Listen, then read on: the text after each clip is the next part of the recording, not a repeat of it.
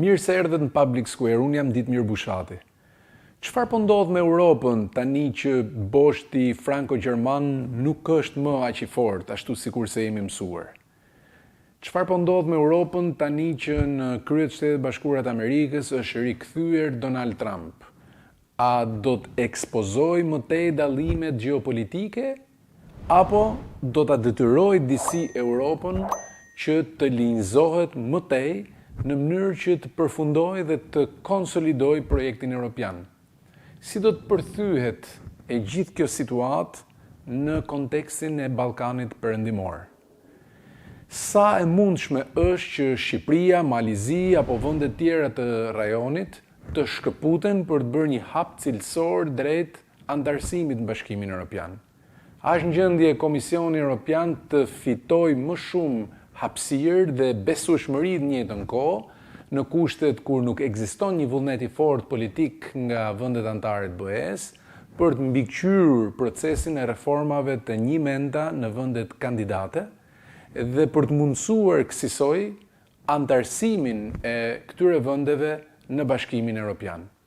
Për të gjitha këto, sot do të flas me Pierre Mirel, ish drejtor i zgjerimit në Komisionin Evropian. Welcome to Public Square, dear Pierre. It's an honor to have a talk with you about the stage of the enlargement process as we are faced with a new situation in Europe.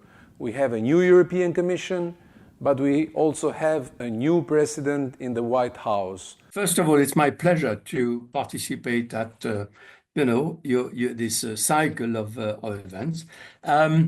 I think, and I'm not going to exaggerate, that the EU has never, in my view, been faced with such a difficult situation. The resistance of Russian army in Ukraine, more than, let's say, 2 years ago, people would imagine after Ukraine, in a sense, took back certain part of the territory, is a growing anti-war sentiment, anti-war movements in several Central European countries. Romania, Bulgaria, Slovakia, Hungary, of course, but also, movements in some Western part of the EU. Well, in particular, following the publications of the reports of Draghi and Letta, the EU is stuck between China, that's clear, but also the United States. In particular, and that's my worry, in particular, if Trump, threatens the EU on various issues, we may easily end up in a trade war. So it's a very, very difficult, very sensitive period of time. And I'm not sure that, looking at the divisions that exist already in Europe between member states, I'm sure of the opposite, that it may divide further the member states. I don't know, a lot may depend on the outcome of, I guess, peace talks between Ukraine and Russia. I mean, they're very likely to take place in the course of 25, whether sponsored by the US or not, but very likely to take place. What could it be? I mean, the outcome could be either in favor of Ukraine, or I'm not sure, looking at, situation of the armies on the ground, or in a sense, leading to Ukraine being still divided, occupied. What could be the impact then on enlargement? I mean, enlargement for me being primarily Western Balkans, right? Well, I think the impact might be, whether the outcome is positive or not, might be positive for Western Balkans. Because in any case, in any situation, I don't think the EU member states would wish to add to these tensions new tensions or growing tensions in the Western Balkans. So I think and I hope it might be more positive for enlargement to the Western Balkans. Pierre, when we speak about Western Balkans, you know it quite well from your extensive experience in the European Commission as Director for Enlargement that US is traditionally seen as enforcer of security perimeter, whereas European Union and in particular European Commission has been working with candidate countries and aspirant countries to be members of European Union in terms of rule of law or economic rule of law. How do you see these two critical elements under the present circumstances? So you want me to square the circle, right? Yes. That's, I think, the biggest question for the Commission and for the EU as a whole. Why is it? Because I don't think that member states would accept new accessions for geopolitical reasons only, meaning forgetting that on rule of law, good governance, situation would be, let's say, loose. I don't think they will accept because they don't. I mean, there's the experience of with Bulgaria, Romania 20 years ago, and also they don't wish to have another illiberal Hungary, another Orban. Not all member states, of course, but quite a number of them. So I think they will keep pushing and putting the emphasis on reforms, on so-called fundamentals, as people say in Brussels. But then, for geopolitical reason, you're right that this momentum, as everybody's saying, this new opportunity should be seized to push the countries closer to the EU as quickly as possible. So how to square this circle? Well, in my view, there are not many possibilities because conditionality works only if the partner wishes to use the conditionality to change. If there's no political will, you know it very well, there's no chance for real changes. But then the solution that a couple of us are pushing for is the so-called gradual accession. At least for those countries that within, let's say, 3, 4, 5 years would not be in a position for different reasons to join using the classical the accession way or process that we currently know. So I'm saying, in other words, that if Montenegro, Albania would be in a position within, by 2030 to move forward through the current process, fine. But for other countries or for countries that would not be able, then I think the gradual process would be a sort of a way out of possibility. Meaning what?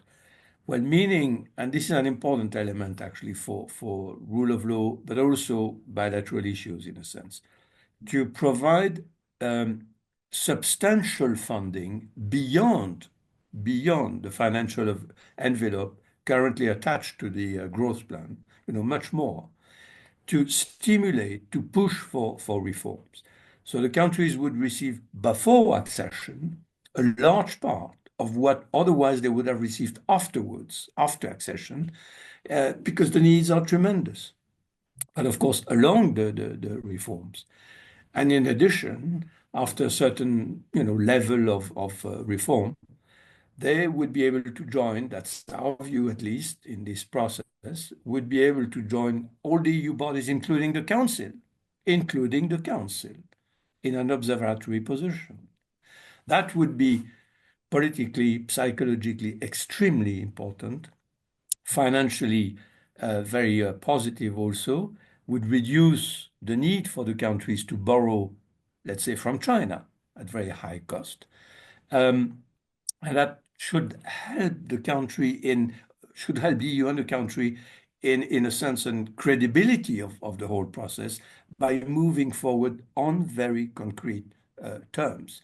So that's recently the Institute Jacques Delors, I'm advising these guys there at the Institute, have issued a paper promoting again the gradual accession, but adding an element in saying, should this happen after a certain number of important reforms, plus if the parliament of the candidate countries would adopt the Charter of Fundamental Rights of the EU, if the country would fulfill entirely the external relations, external policy of the EU, like Albania today or Montenegro, then the country could receive a special sort of a new status of associate member, not in the sense of associated through the agreement, trade agreement, no, associate member, which would be somehow in between candidate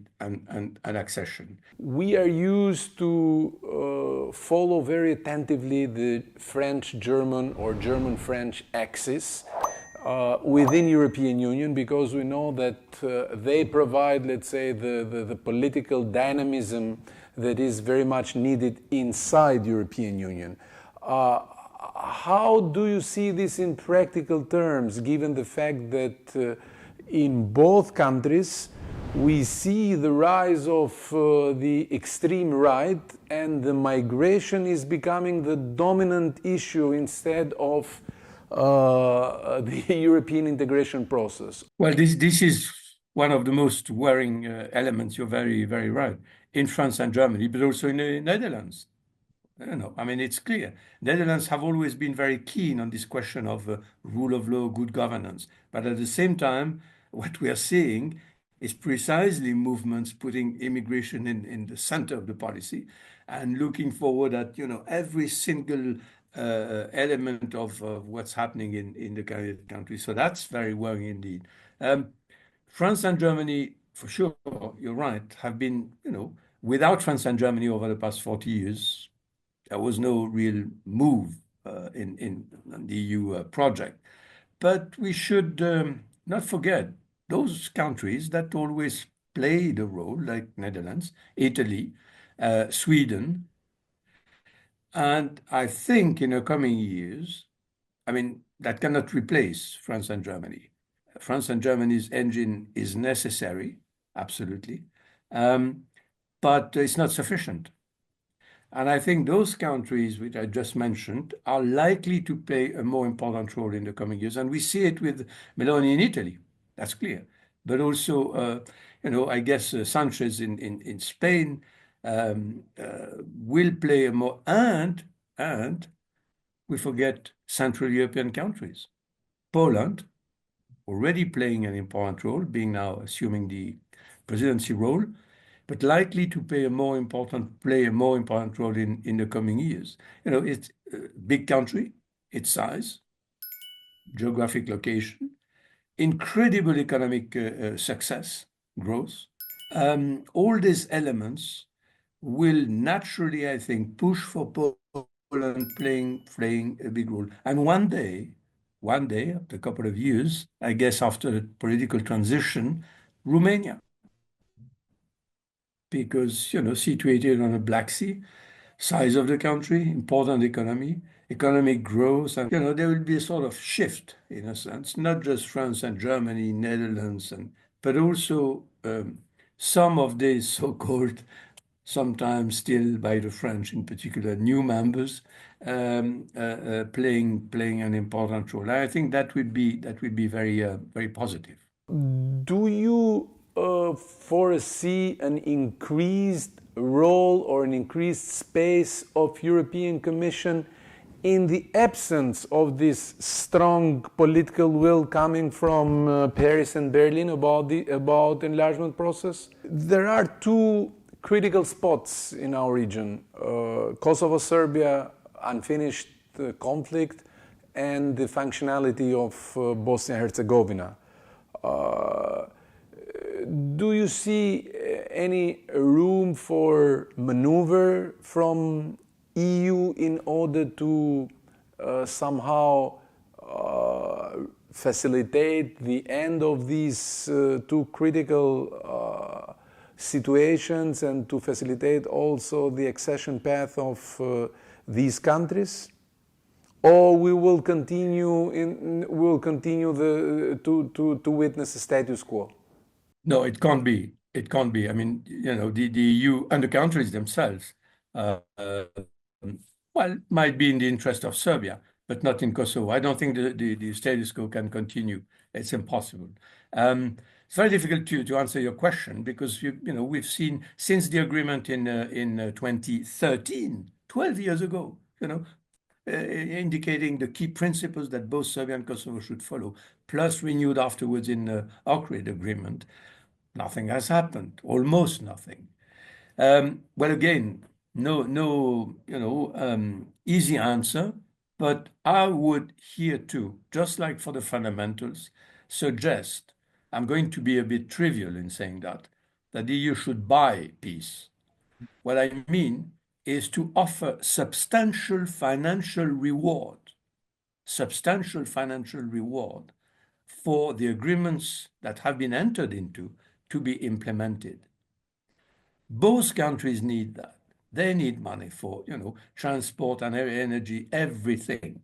Because if the peace talks in Ukraine end up with Ukraine still divided and occupied, Trump might say, well, part of Kosovo, the north, belongs to Serbia.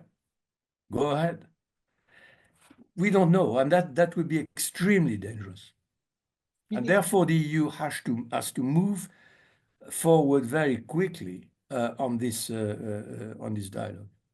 Speaking about the future of our continent and speaking about both reports, Letta and Draghi reports. First on Letta report, he's recommending, among other things, also an enlargement solidarity facility, a collective veto in order to abolish individual vetoes of member state, a fifth freedom of education, and an integration of the internal market, because he is analyzing the fragmentation of the internal market with elements or with areas of defense, infrastructure, technology, and energy, and certainly he's also advocating for a capital union market. Where do you see the connection with the candidate countries, or with countries that would like to be part of European Union? Do you see any clear connection between the internal market and the regional market we are having in the Western Balkans, and how feasible is to have this enlargement facility or enlargement solidarity that would mitigate the fears of countries that are net receivers from the possible accession of Western Balkans plus Ukraine and Moldova? Well, some politicians in EU member states might say, after reading these reports, let's concentrate on these issues because of the major gap that the EU has currently with China on one side, but also the US on the other side. And, enlargement, well, forget about it because this is not our main issue. That would be a big mistake. That would be a big mistake because the reports underline very strongly and rightly the economic weaknesses of the EU. And it would not be by forgetting, enlargement for some time to concentrate on how to recover and etc., that things would get better. Not at all, because that would leave, besides the EU, within the EU in a sense, the territory or territories that would become even more unstable. That would be a big mistake. So I think the country should be closely associated through this solidarity fund and internal market. I mean, the engine of the EU project right from the start was the internal market, in particular after Jacques Delors' single market initiative. So one has to go back to that. And this is where gradual process and a growth plan are important. because on the one side, gradual process says, well, you can join in the first phase the internal market of the EU, and it's important for the success of that you form together your own internal market, because the countries, I mean, I'm not offending Western Balkan countries in saying they are small, fragmented markets, who would invest it in. So by having a single market, joining the big one in the EU, that in a sense, and this is the example of the fifth enlargement, would boost investments, would boost trade. And investments and trade, well, this is the best element for stability. On the one side, we have the EU enlargement that since the beginning was based on what? Well, the free will of independent nations deciding voluntarily, not being imposed, to join, the group, to exercise elements of their sovereignty together under the EU umbrella. Free will, free organization, away from imperial situations of 19th century and beginning of 20th. What do we have now on the other side of the Atlantic? Well, we have someone who says, I need Greenland, I need Panama, because it's important for my security.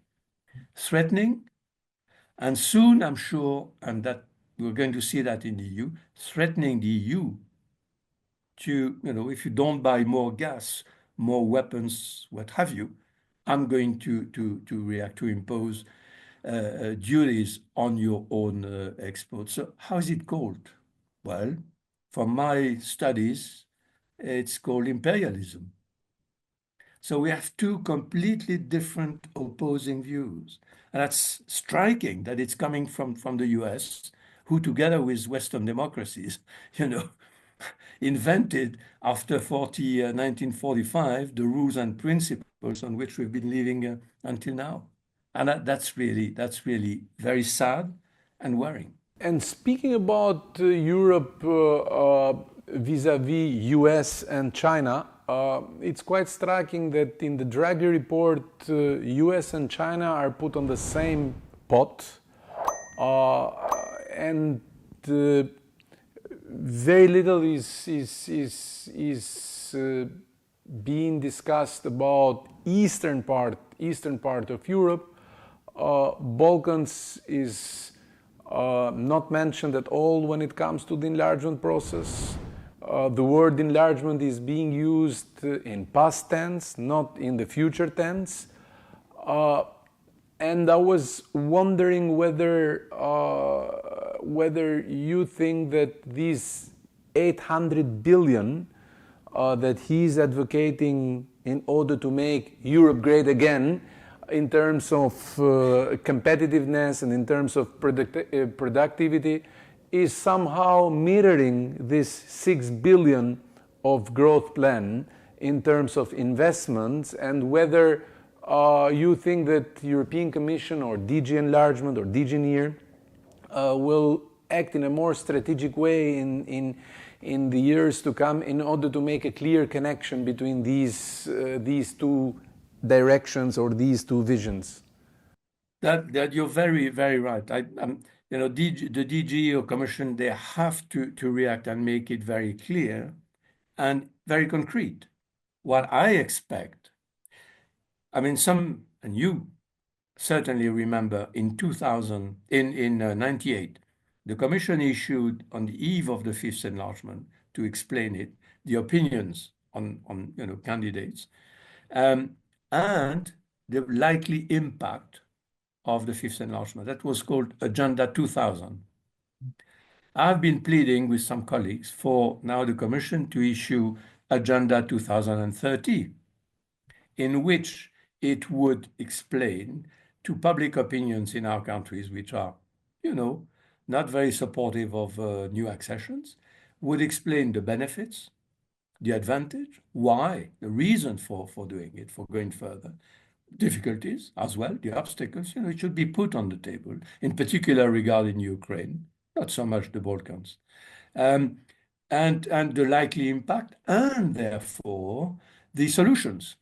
And one of the solutions just like in Agenda 2000, should be a special financial envelope under the next multi-financial perspective. That in principle, the Commission is going to start working on it this year. And there should be a special budget already allocated for this accession. So it would fit very well into what Draghi and Letta have been writing. Putting the countries, Western Balkans and the EU, together in a sense to face that weak economic and not just economic, political situation. Pierre, Mirel, it was a pleasure to have you on. It was my pleasure. Thank you for inviting me. Thank you.